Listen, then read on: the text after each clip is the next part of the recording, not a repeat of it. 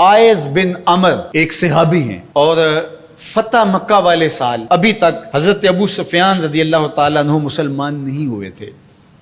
تو کسی نے ذکر کیا تو اس نے ابو سفیان رضی اللہ تعالیٰ عنہ کا نام پہلے لیا اور آئز بن عمر کا نام بعد میں لیا.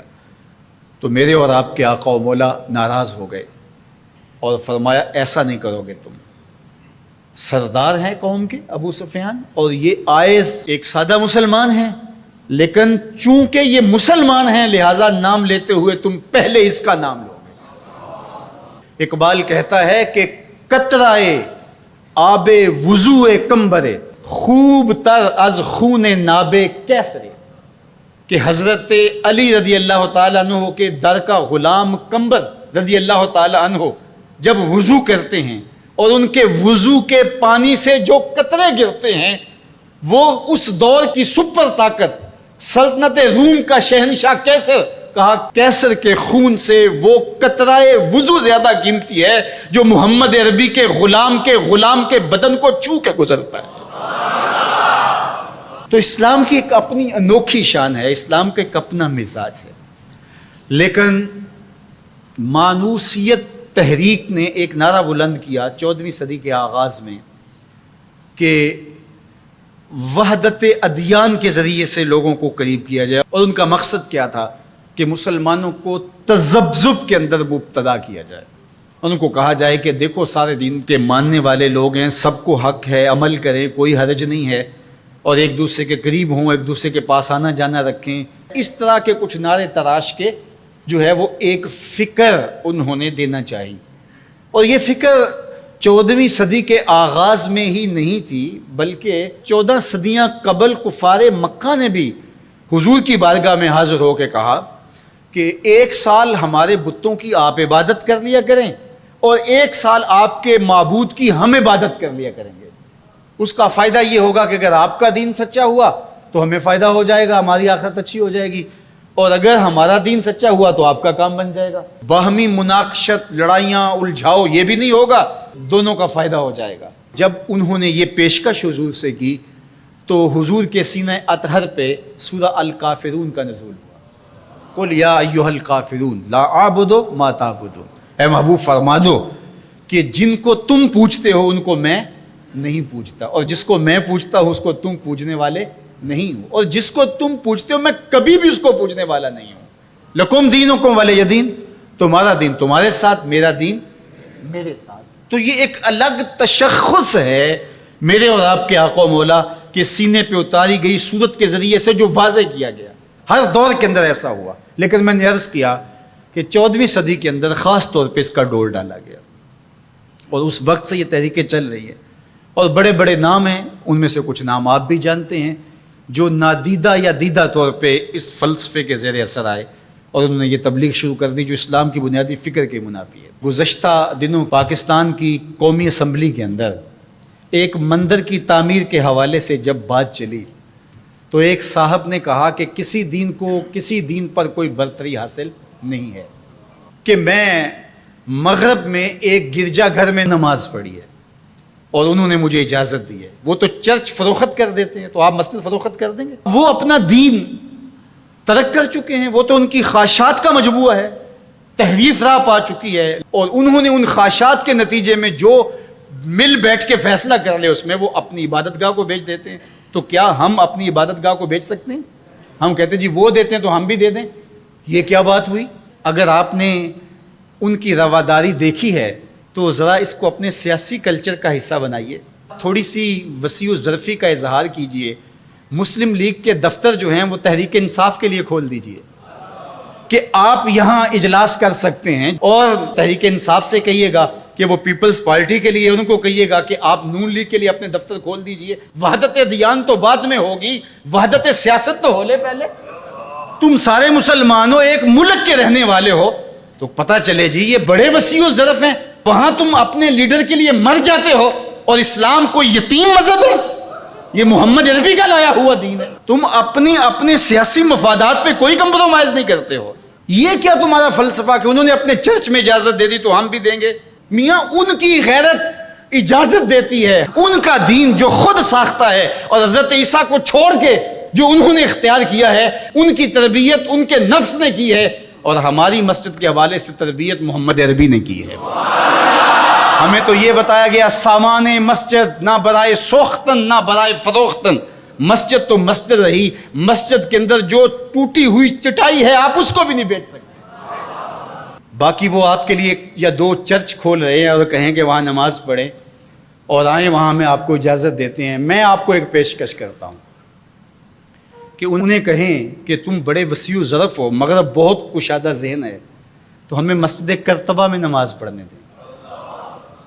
مسجد کرتبہ میں جو مسلمانوں کی بنائی ہوئی ہے، 10 مربع کلومیٹر پر پھیلی ہوئی وہ مسجد، اس کے باغات، اس کے احاطے، اس کے متعلقات اگر شامل کریں، حمام شامل کریں، تو 10 مربع کلومیٹر پر وہ مسجد تھی، اور 1400 ستونوں پر پھیلی ہوئی مسجد کا حال۔ اللہ اکبر! جب رات ہوتی تو اس زمانے کے اندر 7,500 مشعلیں اس مسجد میں چراغاں کرتی، 30 فٹ اونچا اس کا چھت ہے، اور آج بھی وہ دیکھنے کے قابل ہے۔ اقبال نے بے ساختہ وہاں جا کے کہا تھا کہ تیرا وجود مردان خدا کی دلیل، جنہوں نے بنایا ہے پتہ چلتا ہے کوئی تھا، تیرا وجود مردان خدا کی دلیل، وہ بھی جلیل و جمیل تو بھی جلیل و جمیل، وہ بھی جلیل و جمیل تو بھی جلیل و جمیل، تیرے ستون بے شمار تیری بنا پائیدار، شام کے صحرا میں جیسے ہجوم نخیل۔ تو وہ مسلمانوں نے بنائی ہوئی ہے، 800 سال مسلمانوں نے اندلس میں حکمرانی کی، اب وہ مسجد مسلمانوں کی تعمیر کردہ وہاں موجود ہے اور گرجا گھر میں تبدیل کر دی گئی ہے۔ 2008 میں مقامی مسلمانوں نے پوپ کو درخواست دی کہ جس رواداری کی، مذہبی رواداری کی آپ بات کرتے ہیں، اس رواداری کو قائم کرنے کے لیے ایسا کیا جائے کہ ہمیں بھی اس مسجد میں نماز پڑھنے کی اجازت دی جائے۔ یہاں گرجا گھر ہے، تصویریں لگی ہوئی ہیں، اور وہ آ کے عبادت کرتے ہیں عیسائی، تو ہم بھی ایک گوشے میں عبادت کر لیا کریں۔ مغرب جس رواداری کا پرچار کرتا ہے اس کا عملی ظہور ہو جائے، لیکن پذیرائی نہیں بخشی گئی۔ کہاں گئے وسیع و ظرف؟ تم کہتے ہو گرجوں میں نماز پڑھنے دیتے ہیں، تو وہاں 2 رکعت پڑھ کے دیکھا۔ 2011 میں اللہ نے توفیق دی تو مجھے شوق تھا کہ میں مسجد کرتبہ دیکھوں، بچپن سے پڑھتے آئے، مسجد کرتبہ کی یادیں خیالوں میں نقش تھیں۔ تو جب میں وہاں پہنچا تو وہ دروازے پہ بتا دیتے ہیں کہ یہاں نماز کی اجازت نہیں ہے، تو اب وہ مسجد جہاں قدم قدم پہ اہل علم اور اولیاء کی پیشانیوں اور سجدوں کے نشان موجود ہیں، اب مجھے تو گوارا نہ ہوا کہ میں جوتا پہن کے جاؤں، تو میں نے جوتا اتار کے ایک سمت رکھ دیا اور مسجد میں داخل ہوا۔ تو سیکورٹی کے لوگ میرے پیچھے بھاگے اور کہنے لگے کہ آپ یوں نہیں پھر سکتے۔ میں نے کہا کیوں؟ کہتے آپ نے جوتے اتارے ہوئے۔ تو وہاں تمام مذاہب کے لوگ آتے ہیں، آپ جانتے ہیں کہ ان کے لباس بھی مختصر ہوتے ہیں، تو میں نے کہا انہوں نے تو لباس بھی نہیں پہنے ہوئے، تو مجھے اس کی اجازت دیتے کہ میں جوتا اتار دوں؟ انہوں نے لباس اتارے ہوئے۔ تو وہ کہنے لگے جی نہیں۔ میں نے کہا مجھے بات سمجھاؤ کس طرح؟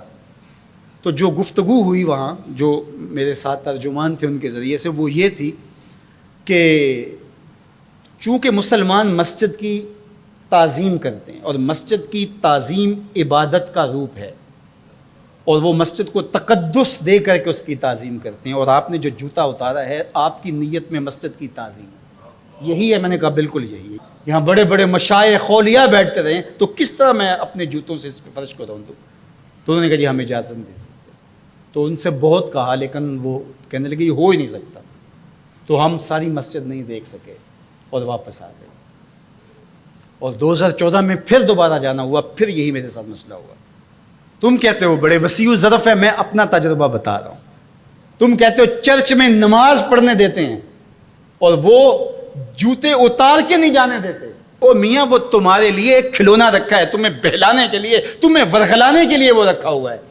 انہیں پتہ ہے اس سے بہل جائیں گے اور وہ بھی شور جا کے کریں گے کہ ہماری مسجدوں میں بھی ایسا ہونا چاہیے، ہم بھی وسیع ظرف ہوں۔ وہ تمہیں دھوکہ اور فراڈ دینے کے لیے کیا ہے۔ اقبال نے کہا تھا اندروں تاریخ تر از چنگیز، یہ بظاہر میٹھے میٹھے لگتے ہیں لیکن ان کا اندر چنگیز سے بھی زیادہ تاریخ ہے۔ تو جو گرجے فروخت کر دیتے ہیں، آج آیا صوفیہ کہ ان کو کیوں تکلیف ہو گئی؟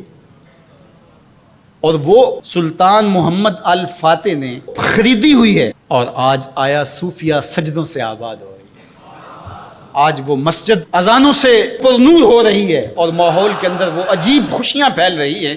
تو تکلیف اسلام سے ہے، وہ چاہتے ہیں کہ یہ تذبذب میں مبتلا ڈھیلے ڈھیلے مسلمان رہیں، خیر سے رہیں، ان سے کیا ہماری پریشانی ہے؟ مجھ کو پریشانی ہے تو اس امت سے ہے، اشک سحرگاہی سے جو ظالم کرتے ہیں وضو۔ تو آج آیا صوفیہ تکلیف کا سبب اس لیے بن گیا کہ یہ جو تحریک بپا کی گئی تھی وحدت ادیان کی، اور ترکی بھی ایک زمانے میں اس کا مرکز رہا، اور آج یہ ہے کہ وہاں آیا صوفیہ مسجد کی صورت میں بدل رہی ہے۔ لیکن مغرب خوش ہے کہ پاکستان میں مندر بن رہے ہیں، عربستان میں مندر بن رہے ہیں، اور اسرائیل کے ساتھ ہم عربوں کے تعلق کو مضبوط کر رہے ہیں، لیکن یہ تمہارا ادھورا سا خواب ہے جو کبھی پورا نہیں ہوگا، یہ وقتی ہوگا۔ انشاءاللہ وہ وقت دوبارہ آنے والا ہے کہ پوری کائنات پہ جھنڈا میرے حضور